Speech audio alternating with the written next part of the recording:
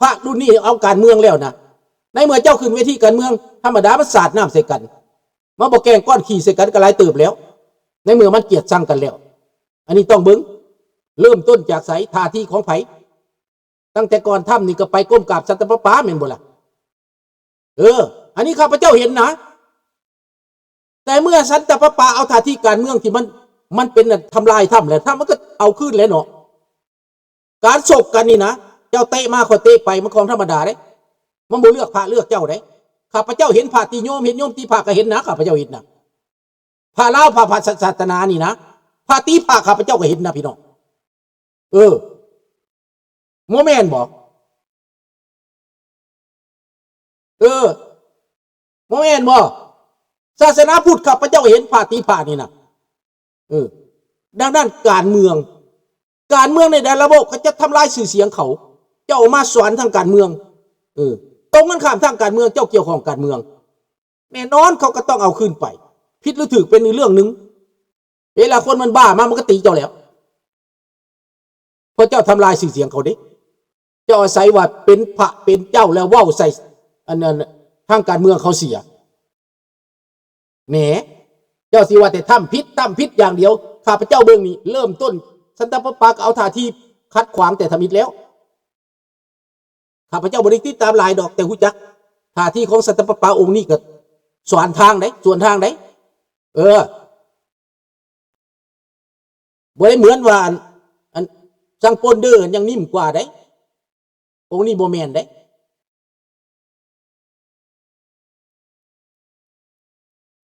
แม่นแล้วแม่นการเมืองอันนี้นะเป็นการเมืองเบิดศาสนาก็เป็นการเมืองบัดคือข่าวว่าเจ้าเว้านี่ข้าพเจ้าบ่ได้โจมตีศาสนาเด้ข้าพเจ้าเชื่อศาสนาแต่ข้าพเจ้าบ่เชื่อคนนี่อยู่บ่นี้ศาสนาไม่มีหลักการอยู่แล้วแต่ข้าพเจ้าบ่เชื่อคนผู้เอาท่าทีน่ะให้เข้าใจจังซั่น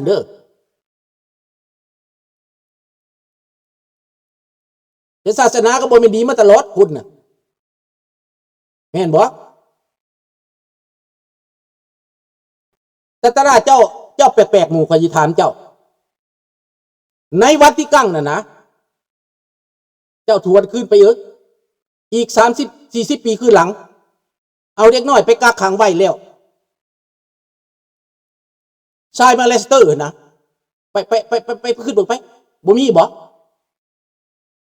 ศาสนาบ่เคยผิดบ่ไปเบิ่งแม่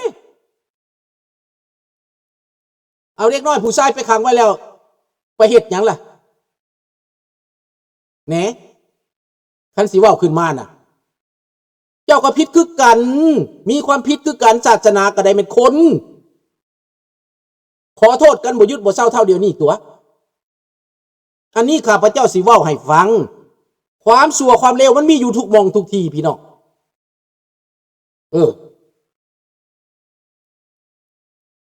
จนศาสนาคาทอลิกคริสเตียนทั้งหลายนี่นะจนโบสถ์สิยุบไปพุ่นตัวพี่น้องย้อนอย่างย้อนว่าเฮ็ดแนวบ่ถูกดังนั้นอย่าสิว่าแต่ถือเจ้าถือหมดการเมืองมันยิ่งให้เปื้อนและการเมืองแม่นบ่การเมืองให้เปื้อนได้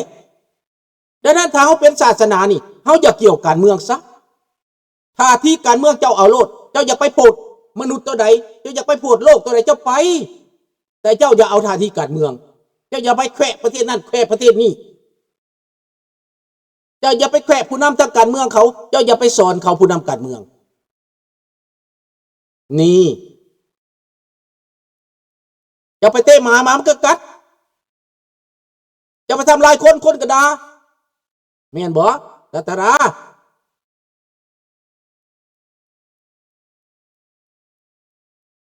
บ่ดังนั้นต้องคิดพี่น้องเฮาสิว่าแต่ถูกอย่างเดียวนะข้าพเจ้าเบิ่งเบิดทั้งสองทางเด้ข้าพเจ้าบ่ได้เบิ่งทางเดียวเด้เพราะข้าพเจ้าบ่ได้เกี่ยวข้องเด้สบายดีทับทิมดังนั้นในวัดที่กั้งแต่ก่อนไปเบิ่งโลดเขาบันทึกไว้เอาเด็กน้อยมาเฮ็ดแนวบ่จบบ่งามซะไปเว้าแนวนั้นแหละมีบันทึกไว้ขอโทษตลอด เขาไหว้พระยามใดต้องขอโทษเด้เสียบ่เด้เหตุความผิดพลาดมามหาศาล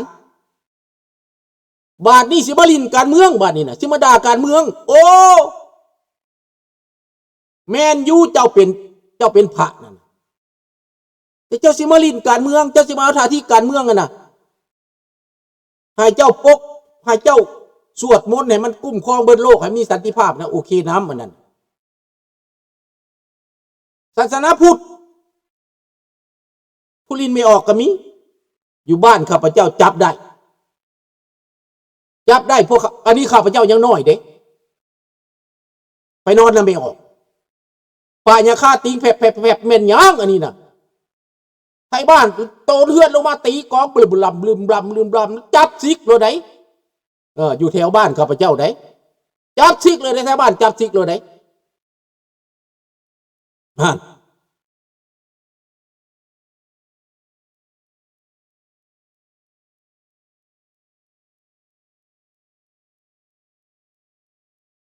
นั่นละไม่มีอันใดเพอร์เฟกต์ดอกในเมื่อเขาเหตุการณ์เมืองเขาปกครองยากทั้งฝ่ายค้านทั้งฝ่ายต่อต้านทั้งศัตรูลุมเขาอยู่เจ้าเป็นศาสนาเจ้าอย่าไปลุมถ้าเจ้าไปลุมน่ะเจ้าก็เจอจักพิษจักถือกันนั่นน่ะยังไม่ได้ว่าพิษหรือถือเด้อกลัวเยอังไซยมังดีบูดาเมเนกลัวเยปะอลักเมเดชนแมนข้าพเจ้าเสื่อศาสนาเสื่อคำสอนแต่เป็นบุคคลนั้นข้าพเจ้าบ่ได้เสื่อเมื่อใดเจ้ามาปฏิบัติได้ข้าพเจ้าก็เสื่อเจ้าปฏิบัติบ่ได้ข้าพเจ้าก็บ่เสื่อ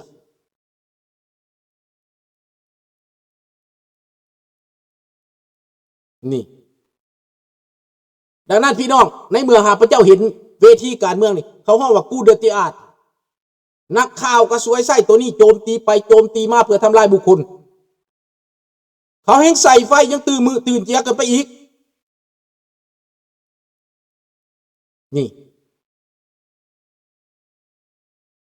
Comment les chefs Russes peuvent-ils enseigner leurs disciples à être bonnes personnes s'ils ne comportent eux-mêmes correctement c'est ça que je veux dire แม่นตัวนั้นแหละในตอนนี้มันกลัวซะทางการเมืองจากสอนศาสนากลายมาเป็นสอนการเมืองบัดลิ้นการเมืองซะเองบัดข้าพเจ้าก็บ่เห็นนำได้บ่เห็นดีนำได้ข้าพเจ้าบ่เห็นดีนำท่าทีน่ะวางท่าทีน่ะข้าพเจ้าบ่เห็นดีนำข้าพเจ้าบ่ติศาสนาใดก็ตามจะเป็นอิสลามจะเป็นคาทอลิกจะเป็นคริสเตียนจะเป็นเยซูจะเป็นโยเฮวาข้าพเจ้าให้ความเคารพเบิดทุกศาสนา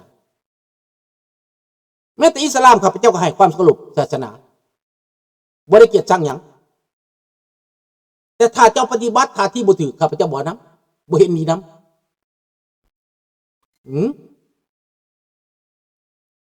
นี่แหละอยากให้พี่น้องมีสติคำเว้านี่นะ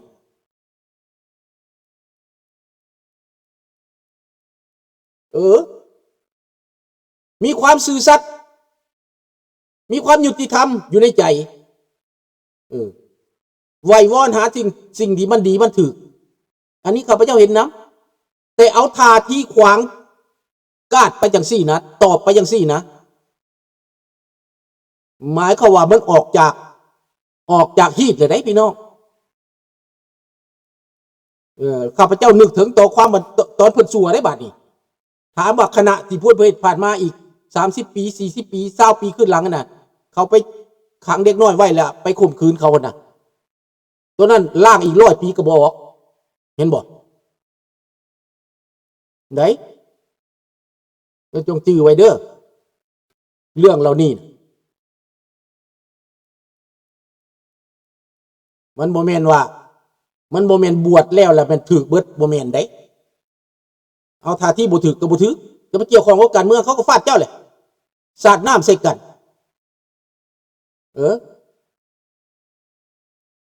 ก็เห็นอยู่เมืองไทยติยะทานนอนน้ำสีกากอกกันเด้ซั่นเป็นบ้ากันอยู่ไล่ซิกกันนึกกระถึกหนึ่งน้องกันบ่แม่นแนวใดล่ะก็แม่นมนุษย์นี่ตัวแม่นมนุษย์แค่เว้าหยังเนาะ และเฮานบกันเบิดมือเบิดเว้นเฮาเสือน่ะเสือคนน่ะนะเป็นคน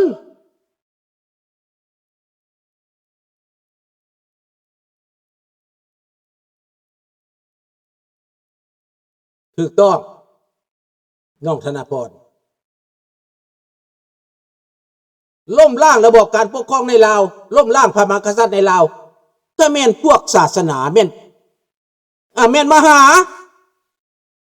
หาภูมิวงศ์วิจิตรมหากุพวกมหาทั้งนั้นล้มระบบการปกครองล้มแล้วมาฆ่าคนล้มตายเป็นล้านเป็นหมื่นเป็นแสน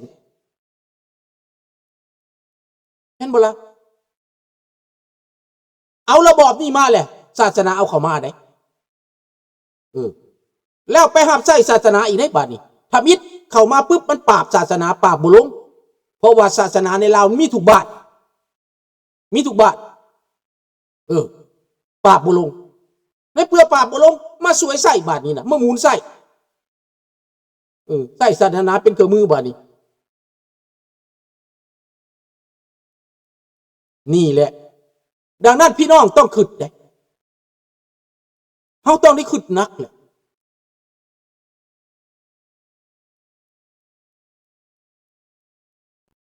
มันเป็นอะไรล่ะข้าพเจ้าว่าผู้ใดผิดผู้ใดถูกข้าพเจ้าก็เบิ่งอยู่ข้าพเจ้าจะบ่บอกว่าไผผิดไผถูกแต่ว่าบ่ควรพระก็บ่ควรเว้าการเมืองหลีกเลี่ยงจนได้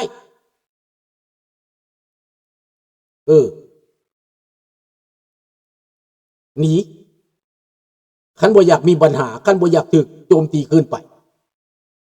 อันนี้ข้าพเจ้าเห็นแล้วมันก็ได้รับไปแหละเขาห้องว่ามันเจือกโดนทำก็เจือกพอเราก็สิเมื่อยที่ปวดตัวทั้งเว้นทั้งคืนต่อสู้สงครามทั้งฝ่ายนะพอมาจัดการอีกห่วยนบอยู่คู่มือแต่ว่าหักหลังนี่นะเสือเจ้าอยู่นี่แต่ว่าสุดท้ายมาหักหลังโยคนมากับมันเป็นมนุษย์เนาะมนุษย์เขาจะรู้จักมนุษย์ดิข้าพเจ้าเองนี่ก็ว่าเอาแม่ข้าพเจ้าสิอดปานใดทนปานใดอันไปก็ตามนะ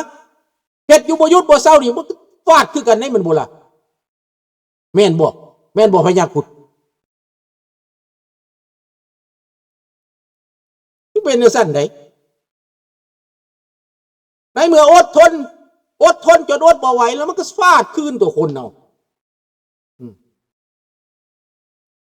นี่แหละเรื่องของมัน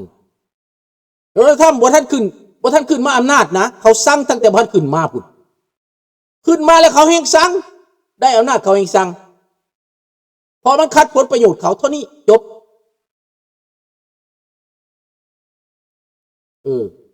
ล้างคนเอาแต่ผลประโยชน์ตัวเองบ่ได้คือเห็นผลประโยชน์คนอื่นอยากได้แต่ใจตัวเองข้าพเจ้าบ่ได้ว่าโดนัลด์ทรัมป์ดีเท่าเด้อข้าพเจ้าว่าโดนัลด์ทรัมป์มาตอนนี้มันถูกใจข้าพเจ้าบ่ว่าจัดการเผด็จการนั่นน่ะข้าพเจ้ามักตัวนั้นแต่ข้าพเจ้าบ่ได้ไปมักว่าโดนัลด์ทรัมป์กับเมียกับลูกแล้วโนบ่เกี่ยวกันเลยข้าพเจ้าบ่ได้นิยมบุคคลอย่างนั้นข้าพเจ้าต้องการประธานาธิบดีมาแล้วจัดการเผด็จการจัดการพวกที่ว่าหน้าไหว้หลังหลอกนี่นะเราเป็นคนเฮ็ดอีหลีข้าพเจ้านบให้เราฟาดอิหร่านแล้วก็ฟาดอีหลีข้าพเจ้านบให้เราฟาดเวเนซุเอลาแล้วก็ฟาดอีหลีมันละถูกใจมองนี่พี่น้องบอกมันถูกมองนี่แหละข้าพเจ้าถูกใจมองนี่แล้วจัดการกับบักสีกับเอเชียนี่นะกับพวกคอมมิวนิสต์ในเอเชียนี่แห้งข้าพเจ้าสิสุขใจขนาดข้าพเจ้าสิฉลอง7 วัน 7 คืนพูดแหละฟาดคอมมิวนิสต์ในเอเชียนี่นะให้มันลาบคาบไปซะบ่มีเทวดาตัวใดบ่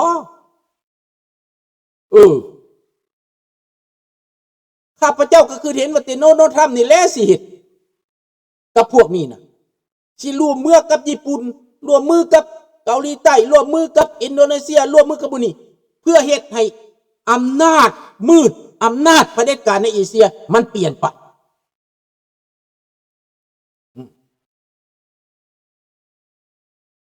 คันคือตาตารานี่คือแนวใดคือตาตารานี่อยู่ไปแบบนั้นแหละ เป็นคนดีแบบอ้าปากตากเขียว